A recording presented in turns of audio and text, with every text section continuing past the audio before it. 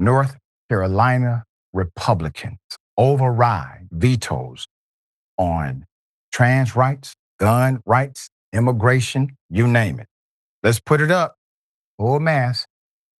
Republicans have lost their supermajority in North Carolina, but are still overriding vetoes. I'm going to explain how that works. Republicans lost their legislative supermajority in 2024 by 1 seat, but that's not stopping them from overriding Governor Josh Stein's vetoes or changing their approach to lawmaking.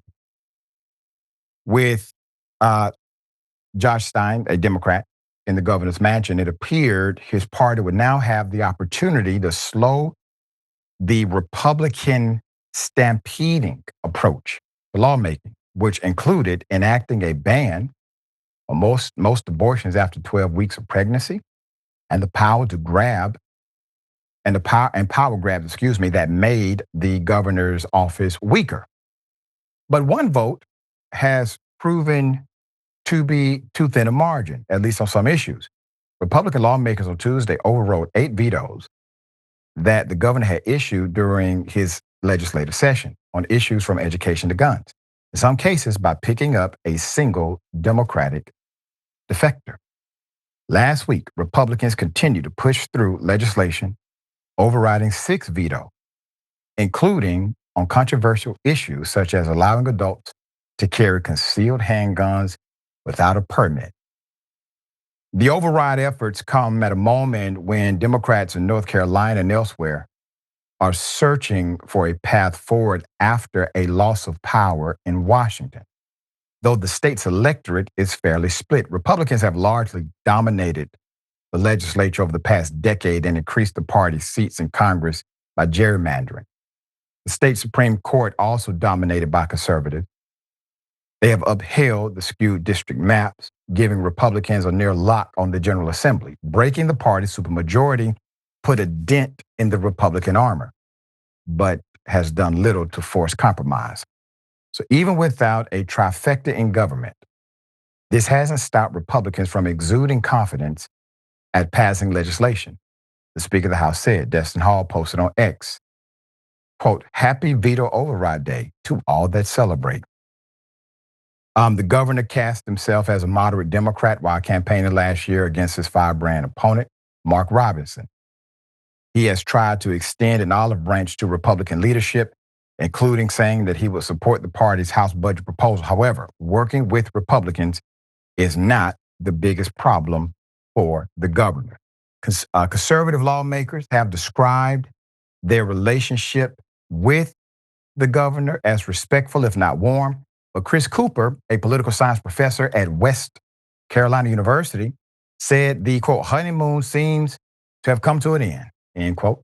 Perhaps the bigger concern for the governor and other Democratic leaders lies within their own party, which was unable to prevent defectors from voting with Republicans on some bills. Quote, breaking the supermajority is only helpful if the minority can keep their caucus united. There you go. When you have a supermajority, that means in a state legislature that whatever the governor says don't matter, because the supermajority can always come back to the table and override the governor. That's it. That's what it means. So they have lost the supermajority in writing by the slimmest of margin, one person. So they only have to only have to select one individual on the Democratic side in order to still maintain the supermajority in fact. Okay? So that's what they've done. And Democrats would have had to hold all Democrats in order to stop this supermajority from taking effect. Put them up full mass.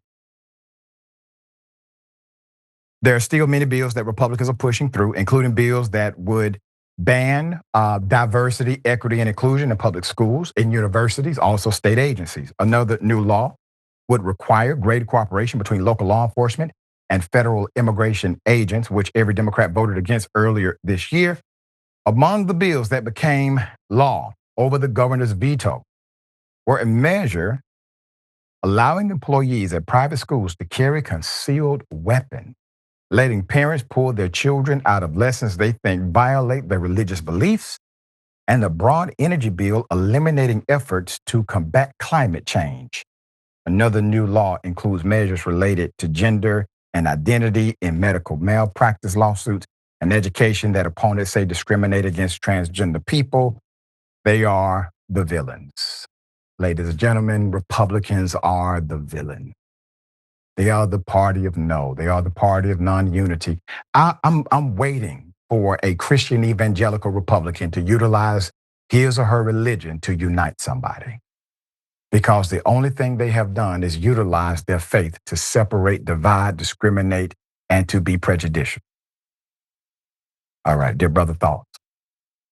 Yeah, I'm thinking about Christian, evangelical, Republican, and it is starting to sound more and more like an oxymoron these days. That said, I Yes, do dream of a day when the Democratic Party fights the way that Republicans fight. I that's mean, they right. know how to get these things done. And I don't think the Democrats on either a state level or a national level have any idea how to themselves unite. They believe in unity, but where the Republicans trump them on that, no pun intended, is they know how to rally behind a particular effort to get things over the goal line. And I wish the Democrats had the same thing going for them, but they don't. And instead, there's infighting that happens. And if all it takes is one defector from the Democratic Party, then that's one too many. And we need a party on the left that is united so that we can actually get things done, because we see the approval ratings right now for the Democratic Party. They're completely in the toilet. And a lot of that is because they are known now for being ineffectual. And this kind of thing is proving that, not because they're necessarily doing anything wrong per se, but when you're watching the other side just pull out the rug